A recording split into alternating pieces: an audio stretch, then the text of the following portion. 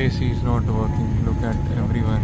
Flight entertainment is not working. तो सुना आपने, प्लेन में बैठा ये आदमी कह रहा है कि प्लेन का एसी काम नहीं कर रहा है, सामने लगी स्क्रीन और रिमोट भी काम नहीं कर रहे हैं। ये वीडियो उसी प्लेन का है जो आज गुजरात के अहमदाबाद में क्रैश हो गया। प्लेन एक मेडिकल हॉस्टल की बिल्डिंग में जा घुसा। उड़ान भरने के कुछ ही देर बाद किसी वजह से ये प्लेन नीचे गिरने लगा और आग के गोले में थोड़ी देर बाद ही तब्दील हो गया।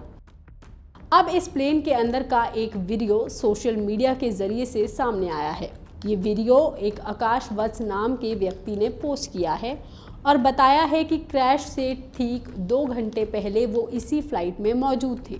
उन्होंने इस फ्लाइट में दिल्ली से अहमदाबाद तक का सफ़र किया था और अपने सफ़र के दौरान अलग चीज़ें नोटिस की थी। जी हाँ, उन्होंने दावा किया है कि जब वो इस फ्लाइट में मौजूद थे तब उन्होंने इस फ्लाइट के अंदर कुछ अनयूजुअल नोटिस किया था, जिसके वीडियो भी उन्होंने बनाए हैं और एयर इंडिया को भी टैग किया है। इन वीडियो में आकाश फ्लाइट के अंदर बैठे हैं लेकिन उसका एसी काम नहीं कर रहा। आकाश अंदर बैठे यही बताते हैं और पैसेंजर मैगजीन से हवा कर रहे हैं। इसके अलावा इस फ्लाइट में ना तो उनके सामने लगी स्क्रीन काम कर रही है और ना ही रिमोट। पहले आप ये वीडियो देख लीजिए। AC is not working. Look at everyone. Flight entertainment is not working. ये वीडियो अंग्रेजी में है जिसमें आकाश यही कह रहे हैं कि यहाँ एसी समेत कुछ भी काम नहीं कर रहा है, मुझे गर्मी लग रही है और बाकी पैसेंजर्स मैगजीन से हवा कर रहे हैं। इसके अलावा आकाश ने इसी पोस्ट में एक और वीडियो पोस्ट किया है जिसमें भी वो ऐसी ही बातें रिपीट कर रहे हैं और इस दौरान प्लेन हवा में है और बादलों के ऊपर है। आकाश अपने वीडियो पोस्ट से ये दावा कर रहे हैं कि प्लेन में उन्होंने कुछ अजीब देखा जो बिल्कुल नॉर्मल नहीं था और उन्होंने उसमें अहमदाबाद तक ट्रैवल भी किया था। आपको बता दें ये फ्लाइट पहले दिल्ली से अहमदाबाद आई थी, फिर इसने लंदन के लिए गुजरात के अहमदाबाद से उड़ान भरी थी, लेकिन कुछ ही देर में वो प्लेन क्रैश हो गया।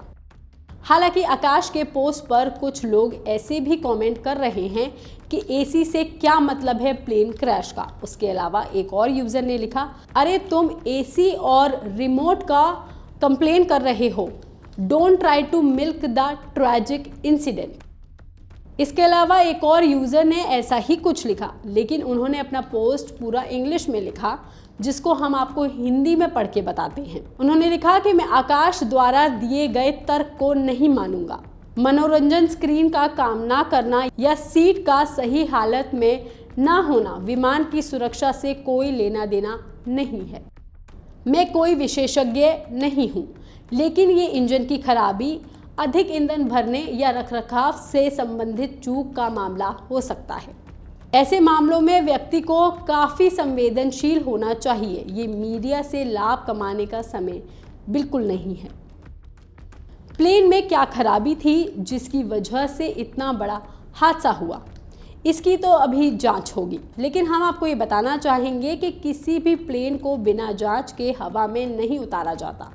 जी हाँ, इसका एक पूरा प्रोसेस होता है जिसमें हर उड़ान से पहले पायलट, इंजीनियर और ग्राउंड स्टाफ कई चरणों में इसकी जांच करते हैं। इसमें सबसे अहम जांच इंजन की होती है। दरअसल इंजन किसी भी विमान का दिल माना जाता है।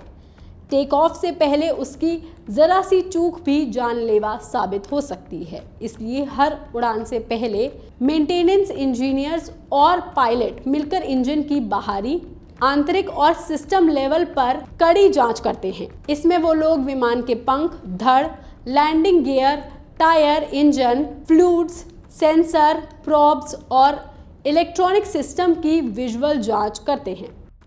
कॉकपिट के भी सभी उपकरण, अलार्म, वार्निंग लाइट्स, नेविगेशन और कम्युनिकेशन सिस्टम, फायर डिटेक्टर आदि की भी पूरी तरह से जांच होती है। पायलट कैबिन में बैठकर सभी कंट्रोल्स और इंस्ट्रूमेंट्स की भी पूरी तरह से जांच करता है। हवा में विमान रुक नहीं सकता, ना सड़क किनारे खड़ा हो सकता है, इसलिए ज़मीन से ही टेक ऑफ करने से पहले ही ये सारी जानकारियां और ये सब कुछ सुनिश्चित कर लिया जाता है कि विमान पूरी तरह से ठीक है और 100% हवा में चलने लायक है। इस प्रोसेस में एयरक्राफ्ट मेंटेनेंस इंजीनियर यानी कि AME भी शामिल होते हैं, जो पूरे विमान की टेक्निकल जांच करते हैं। ये इंजीनियर्स प्लेन की रोज़ाना जांच और सर्विसिंग करते हैं। जब तक प्लेन के AME प्लेन को फिट टू फ्लाई घोषित नहीं करता, तब तक विमान उड़ान के लिए मान्य नहीं होता। कोई भी खराबी पाए जाने पर वो रिपोर्ट बनाते हैं और सुधारने के बाद ही वो certificate of release to service जारी करते हैं, जिसके बाद एयरलाइंस का अपना तकनीकी निरीक्षण विभाग ये देखता है कि मेंटेनेंस सही तरीके से पूरा हुआ है या नहीं।